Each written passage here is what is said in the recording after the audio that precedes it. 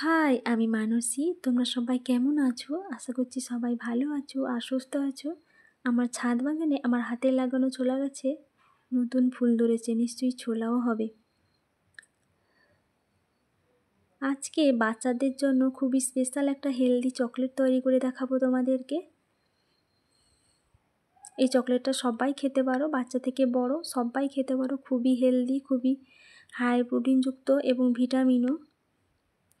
প্রথমে এই চকলেটটি মূলত ড্রাই ফ্রুটস দিয়েই বানাচ্ছি।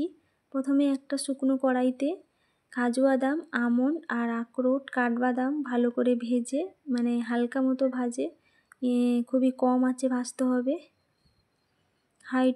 হাই টু মিডিয়াম রেসে গ্যাসটাকে রেখে বাদামগুলো লাল মতো হলে ভেজে নিলেই হবে। দেখো কীরকম বানাচ্ছি, মানে ভাজছি বাদামটা। এভাবে লাল লাল মতো হয়ে গেলেই বুঝবে যে বাদামটা ভাজা হয়ে গেছে।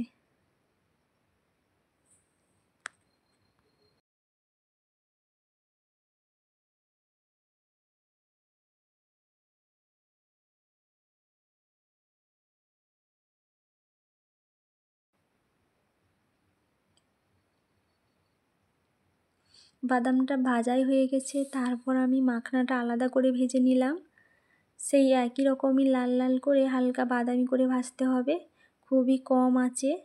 তারপর ঠান্ডা হয়ে গেলে একটা মিক্সিতে নিয়ে নিলাম, দিয়ে হালকা গুঁড়ো করতে হবে, একদম মিহি গুঁড়ো করা যাবে না।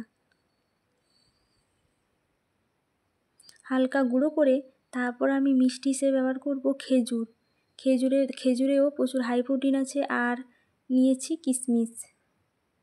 এবার খেজুর আর কিশমিশটা যোগ করে আবার মিক্সি ঘুরিয়ে গুঁড়ো করে নেব, দিলে একটা আঠালো মতো ভাব তৈরি হবে।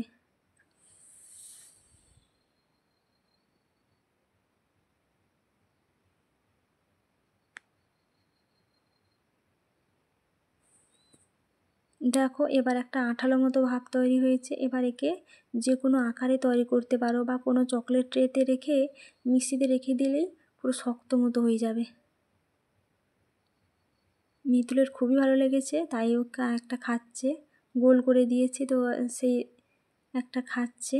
তারপর আমি একটা বাক্সতেই গোল গোল মতো সাইজ করে রেখে দিয়েছি। এটাকে বাইরেও রাখতে পারো 15 দিন মতো। আমি এটাকে ফ্রিজেই সংরক্ষণ করে রাখবো।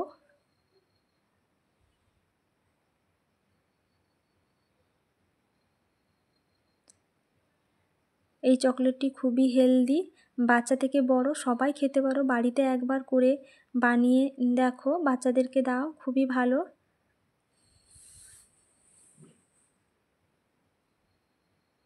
এমনি যারা বাদাম খেতে চায় না, এইভাবে বানালেই বাচ্চারা খুবই সহজভাবে খেয়ে নিতে পারবে এবং চকলেটের মতো করে খেতেই পারবে। ভিডিওটি এই পর্যন্ত। সবাই ভালো থাকবেন আর নমস্কার সবাই।